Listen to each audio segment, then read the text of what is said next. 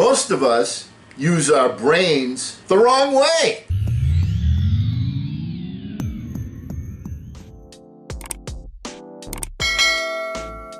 Hello again, everyone. I'm Eli's dad with Project Eli, where we educate, lead, and inspire. Today I'm going to focus in on perhaps the most intelligent person that ever lived, Albert Einstein, and hear what he has to say about how we should use our brains. Once again, let me review that quick quote. The intuitive mind is a sacred gift, and the rational mind is a faithful servant. We have created a society that honors the servant and has forgotten the gift. Einstein's implying here, hey, you ain't using your brain the right way. I'm going to illustrate this point by some of his quotes. I mean, he lays it out for us. Once again, if you want to be a smart person, if you want to be someone that's an achiever, it's good to model someone that's been there and done that. Albert Einstein, hello McFly, let's take a look. Two things are infinite: the universe and human stupidity. And I'm not sure about the universe, okay? That's what Einstein is saying. Hey, we're not using our brains the right way. There are only two ways to live your life. One is as though nothing is a miracle. The other is though everything is a miracle. A miracle is something that you have to envision. So one way to live your life is to not envision anything really great happening, all right, and just get on that treadmill, do the same old, same old. The other is to envision great things.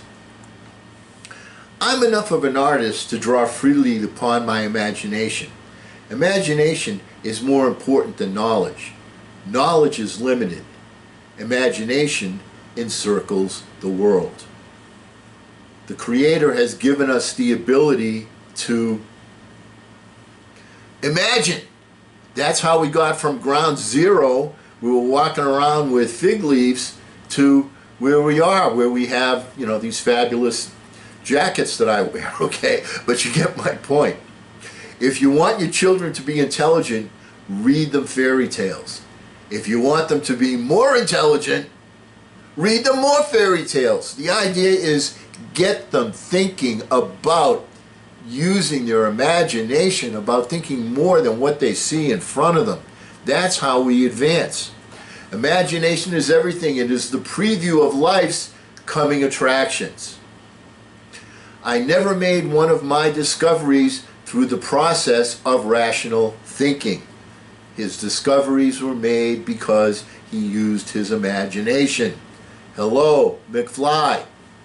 Logic will get you from A to Z. Imagination will get you everywhere. Okay, you go from a scenario where there are boundaries to a scenario that is limitless. Never memorize something that you can look up. Well, that's kind of the bottom line here, isn't it? So my point very simply is this: stop using your brain exclusively as a storage unit. It's kind of like a computer. There's only so much space. Think about some of the people. I mean, stereotypes exist, and they exist, you know, for some reason because there's a seed of truth to them in some cases. But think about the absent-minded professor. That's the guy that, like, doesn't put on, he only puts on one sock, or he mismatches this, or doesn't comb his hair, or, meanwhile, that sounds like me. But anyway, what you want to do is he doesn't take up, that absent-minded professor doesn't take up space with things that can be stored, things that can be accessed very easily. Imagination is the purpose of your brain. Especially now, folks, think about this from a logical point of view. Knowledge is doubling every 2.5 to 3 years. Are you going to be able to store all of those, you know, all of that new knowledge? Of course not. What the genius is being able to access it. And I want to end this session with a little story about Henry Ford. Years ago, when Henry Ford was very prominent, there was a group of people that were looking to kind of take him down. and he was called before a Senate committee, and one of the questioners, asked him, about this and about that and about this, and do you know this, and so on and so forth. And he kind of looked at the guy and he said, I understand what you're asking me, but I have a panel on my desk that has all sorts of buttons on it. And when I want an answer to a question like that, you know what I do? I press the button and I get an expert to come in and give me the answer. Never in society have we been in such a position where we can do exactly that ourselves. There are books, there are computers, there are so many different sources of information.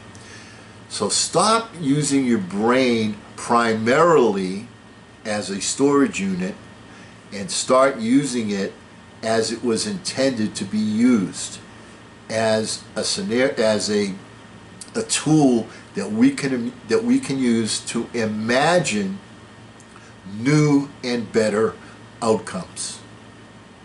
And because we will never end a meeting on a philosophical note, let's all get out there and charge! I'm Eli's dad.